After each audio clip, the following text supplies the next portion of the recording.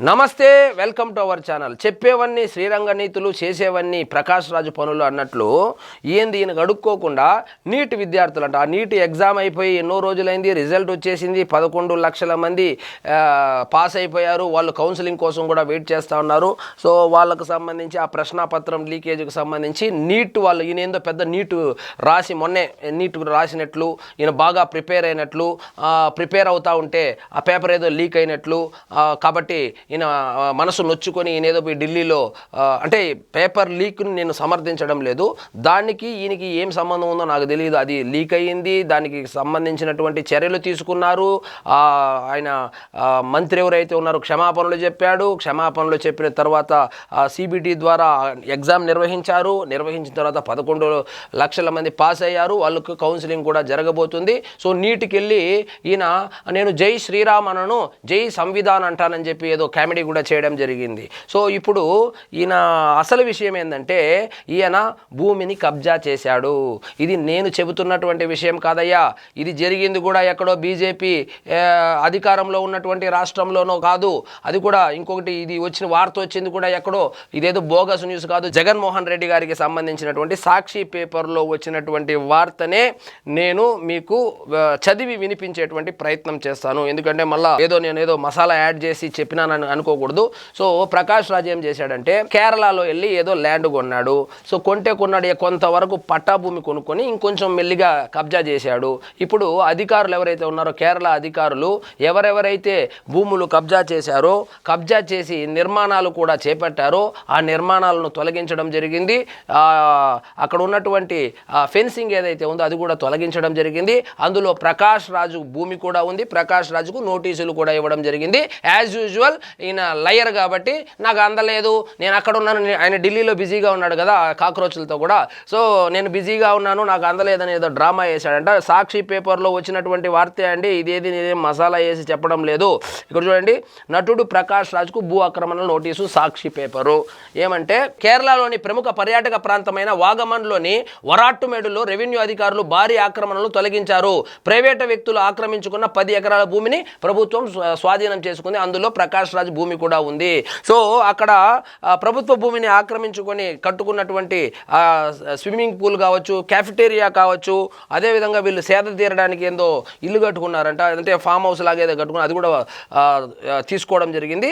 So అది వేరే వాళ్ళదంట. ప్రకాష్ రాజుకు సంబంధించి ఏంటంటే ఇదే ప్రాంతంలో ప్రకాష్ రాజుకు కూడా కొంత సొంత భూమి ఉంది. అంటే మనోడు కొనుక్కున్నాడంట, కొంత భూమి కొనుక్కున్నాడు, కొంత అయితే ఆక్రమించుకున్నాడంట.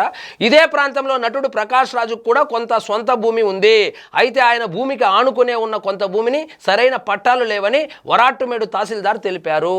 కొంత భూమి ఉంది, దానికైతే అది పక్కాగా విలన్గా క్యారెక్టర్ లేసి ప్రొడ్యూసర్లు ఇచ్చినటువంటి, ఈయన లేట్గా వెళ్ళినా కూడా ప్రొడ్యూసర్లు ఇచ్చినటువంటి డబ్బులు ఏవైతే ఉన్నాయో ఆ డబ్బులు పెట్టే కొనుక్కున్నాడు. కానీ కొంచెం మెల్లిగా జరిగాడు అనమాట. ఊర్లో అట్లా మెల్లిగా జరుగుతారు కదా, అట్లా జరిగి పక్కన ఉన్నటువంటి ఆ స్థలాన్ని కూడా ప్రకాష్ రాజు ఆక్రమించుకున్నాడంట. ప్రకాష్ రాజు సమక్షంలో ఆ భూమిని సర్వే చేసి సరిహద్దులు గుర్తించేందుకు నోటీసులు జారీ చేశారు. ఒరే నాయనా, ఇక్కడ నువ్వు భూమి కబ్జా చేసిండావు, నువ్వు కొనిండేది ఇంత, నువ్వు ఆక్రమించుకునేది ఇంత అనేసి ఒక నోటీసు పంపిస్తే ఆ నోటీస్కి రిప్లై కూడా ఇవ్వలేదంట. ఆయన మొబైల్ ఫోన్ స్విచ్ ఆఫ్ వస్తుందని అధికారులు తెలిపారు. అంటే స్విచ్ ఆఫ్ చేసి పెట్టుకున్నాడంట. మళ్ళీ యా నెంబర్లో ఉన్నాడో ఎట్టట్లో కథ. మళ్ళా వరాట్టుమేడులో ప్రతీష్ తండ్రి దొరైరాజ్, నాయనమ్మ సుబ్బయ్య 2 ఎకరాల చట్టబద్ధమైన భూమి ఉంది. అయితే దానికి ఆనుకుని ఉన్న 10 ఎకరాల భూమిని ఆక్రమించుకొని అక్కడ వ్యవసాయం కూడా సాగిస్తున్నారు. సో ఇక్కడ ఎవరి దగ్గర కొన్నాడో ఏమో తెలియదు, కానీ కొంత భూమి అయితే కొన్నాడు, కొని పక్కన ఉన్నదాన్ని ఆక్రమించుకున్నాడంట. ఇప్పుడు తులసి చందు కావచ్చు, ఇంకా రావణ్ ఎట్లా జైల్లో ఉన్నాడు, ఇంకొకడు ఎవడో ఉన్నాడు, ఏదో పెద్ద జర్నలిస్ట్ లాగా బిల్డప్ ఇస్తాను, అతని పేరు ఏదో నాకు తెలియదు, పవన్ కళ్యాణ్ కోడి చెరువును ఆక్రమించాడు అని చెప్తూ ఉంటాడు కదా, వాళ్ళు ఇప్పుడు ప్రకాష్ రాజ్ మీద ఏమైనా వీడియోలు చేస్తారా? చేయరు. ఎందుకంటే మనం బరంపురం కాబట్టి చేయరు అనమాట. సో ఇక్కడ కాకుండా ఏదో వేషాల కోసం కేరళకి వెళ్ళి అక్కడ భూమి కొనుక్కోవడం తప్పు లేదు. దేశంలో ఎవరు ఎక్కడైనా భూములు కొనుక్కోవచ్చు, వ్యవసాయం చేసుకోవచ్చు, ఇల్లు కూడా కట్టుకోవచ్చు. కానీ భూ కబ్జా చేయడం తప్పు. అలాంటి కేసులో ఏదో ఇరుక్కున్నట్టున్నాడు. ఒకటి కాదు మనోడి మీద. అప్పట్లో ఏంది ఆ ఇల్లీగల్ యాప్ ఏదైతే ఉందో, దాన్ని ఏదైతే బెట్టింగ్ యాప్ను ప్రమోట్ చేయడము, ఎంతోమంది కుర్రాళ్ళు చనిపోవడము, యువత చనిపోవడం కూడా మనమందరం చూసాము. దానికి ఏదో సంజాయిషి ఇచ్చాడు, నాకు తెలియని వయసులో నేను చేసేసాను, నాకు ఇప్పుడు తెలిసింది కాబట్టి. అంటే ఏంటంటే నేను ఇప్పుడు ఒక అమ్మాయికి కడుపు చేసేసాను, తెలియకుండా చేసేసాను, ఇప్పుడు తెలిసింది కాబట్టి ఆ కడుపుని తీయిచ్చేస్తాను అన్నట్లు దరిద్రంగా ఎక్స్ప్లెనేషన్ కూడా ఇచ్చాడు. సో దాని తర్వాత ఏమైంది, ఆ కర్ణాటకలో ఆ శ్మశానానికి సంబంధించి, ఆ దేవాలయానికి పక్కన ఉన్నటువంటి శ్మశానానికి సంబంధించి హిందువులను ఇరికించాలని చెప్పి, ఆ గుడి యొక్క పవిత్రతను పోగొట్టాలని చెప్పి అదేదో డ్రామా వేసి అక్కడ దొరుకున్నాడు. సో అక్కడ మాస్ దహన క్రియలు ఏదో సంథింగ్ జరిగి ఆ కేసులో కూడా 250 కోట్ల రూపాయలు చేతులు మారాయనేటువంటి కేసులో ఇరుక్కున్నాడు.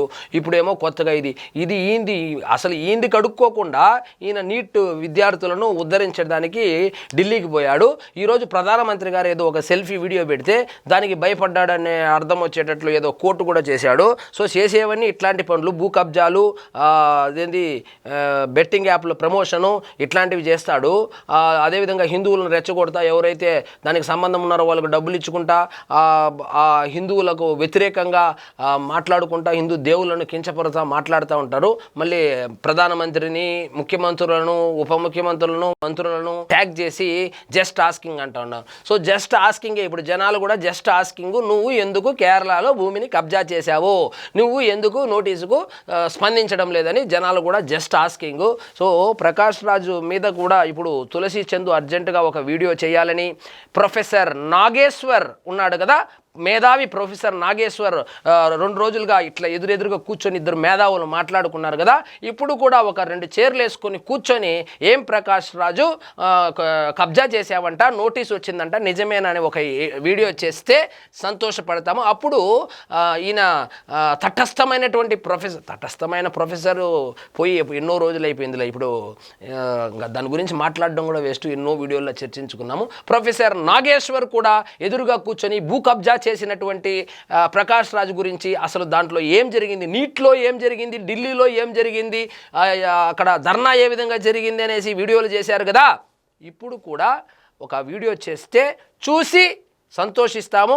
అది జరగదమ్మా, అది అవదమ్మా అన్నట్లు అది జరగదమ్మా. కాబట్టి సో ప్రకాష్ రాజు, సో ముందు నీవు కడుక్కో, మళ్ళీ దేశాన్ని ఉద్ధరిద్దువు అని నేను అనడం లేదు, నెటిజన్లు అంటున్నారు. సో ఇదండి ఈరోజు మన టాపిక్. మీకు ఈ వీడియో నచ్చినట్టయితే లైక్ చేయండి, షేర్ చేయండి, ఛానల్ మాత్రం సబ్స్క్రైబ్ చేసుకోవడం మర్చిపోవద్దు.